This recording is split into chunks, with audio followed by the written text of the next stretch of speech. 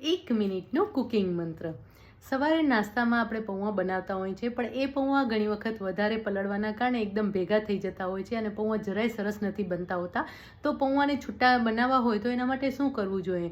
તો સૌથી પહેલાં તો જ્યારે આપણે પૌવા પલાળતા હોય ને ત્યારે એ ચાળણીમાં પૌવાને લઈ લેવાના છે અને નીચે એક થાળી મૂકી દેવાની છે અને એ પૌવા ડૂબે ને એટલું પાણી આપણે એની અંદર એડ કરી દેવાનું છે ચાળણીમાં. એટલે પાણી તો થાળીમાં ફેલાઈ જ જશે, પણ તોય પૌવા થોડા ભીના રહેશે જ. અને એટલું પાણી એડ કરવાથી લગભગ 2 મિનિટ માટે તમે આ રીતે પૌવાને રહેવા દેશો ને એટલે પૌવા સરસ પલળી જશે અને પછી એને નિતારી લેવાના છે. એટલે કે ચાળણીમાં જ હાથેથી દબાવી અને નિતારી લેવાના છે.